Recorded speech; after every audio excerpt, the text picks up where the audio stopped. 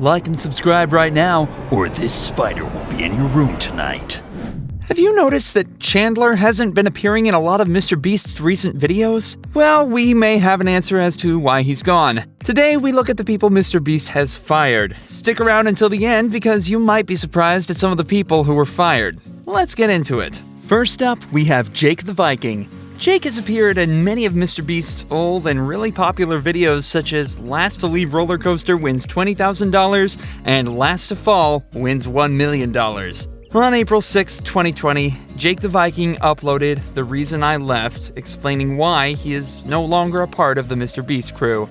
Jake talks about how he wanted to do things outside of the MrBeast channel, but wasn't allowed, and eventually MrBeast ended up never inviting him to any more challenges, and fired him.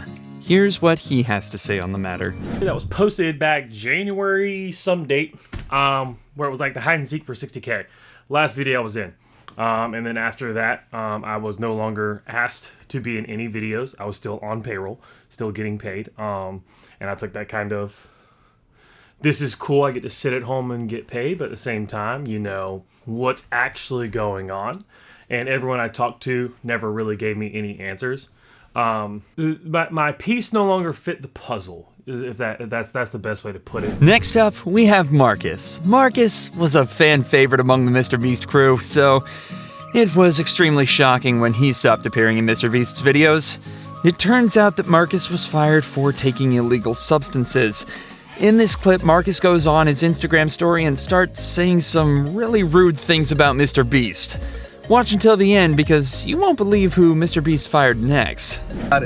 They tried to eliminate Jake, me, and whoever else, and then they was gonna try to come up and act like they ain't need us, or they didn't. And since you thought I was so stupid, since you assume I was so stupid, I'm gonna show you. And since I can't put my hands on you and I can't touch it like I want to, this the route I gotta go. Now we have Jake Weddle. Not to be confused with Jake the Viking.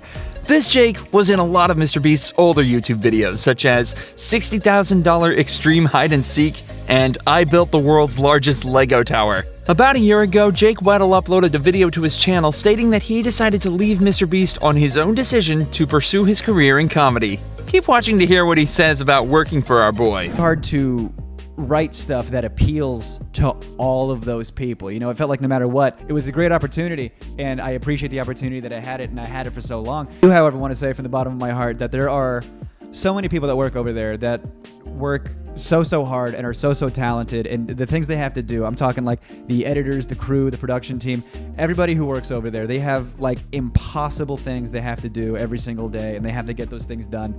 And Next up, we have MrBeast's old editor named Turner. Matt Turner had been working for MrBeast for a while until he decided to make a few tweets on Twitter calling out MrBeast for bullying. Turner alleged that MrBeast would get really mad at him for the simplest mistakes and refused to credit him for editing. Turner was even featured on Drama Alert to speak about the issue. Keep watching because the guy is exposed for lying right after. MrBeast former editor posted this on Twitter. I'm not going to make a video about my time editing for MrBeast, but I will say that was the most mentally draining time of my life. I was yelled at, bullied, called mentally retarded, and replaceable by MrBeast every day. Being in tears and having mental breakdowns day after day. It's difficult, and after a while, it became too much. After every editing mistake I made, I was made to feel like an absolute idiot, even if the content wasn't real. Even if the content wasn't real!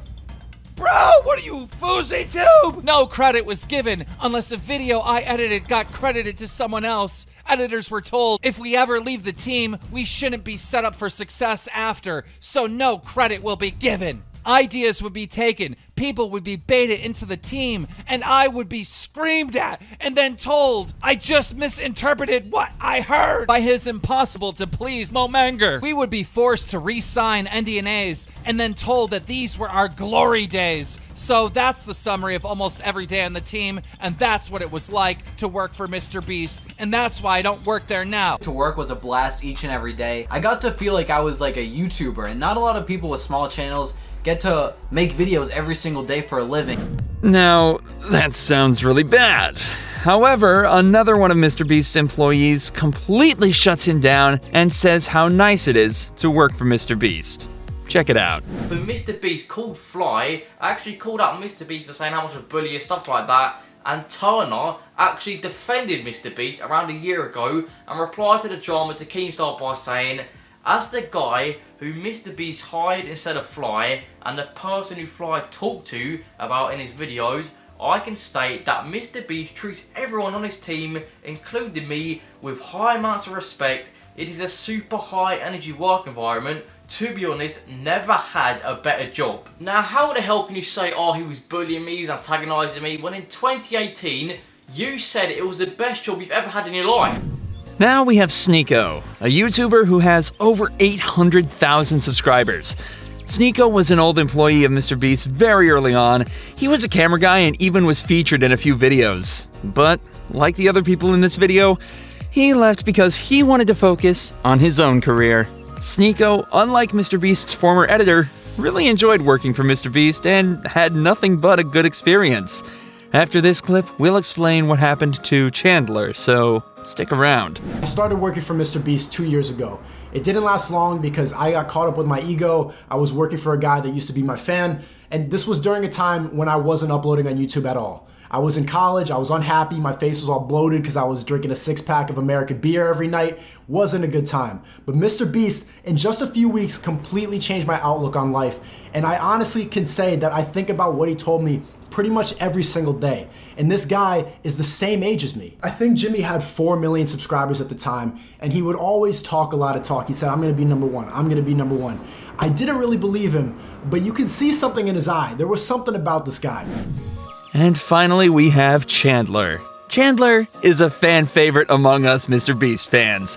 Despite losing almost every challenge, we can't help but root for him to win. That being said, many fans have been wondering why Chandler has been gone in a lot of MrBeast's latest videos. He's been absent from a lot of the gaming videos and has only had small roles in the main channel's videos. It seems as if Chandler is becoming more distant with the MrBeast channel recently, and I certainly hope he isn't leaving.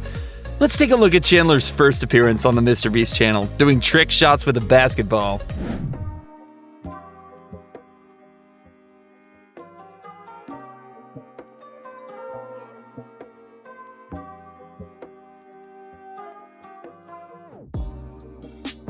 I hope you guys enjoyed today's video, and if you did, drop a like and subscribe. Tap a video on screen, and I'll see you there. Peace out.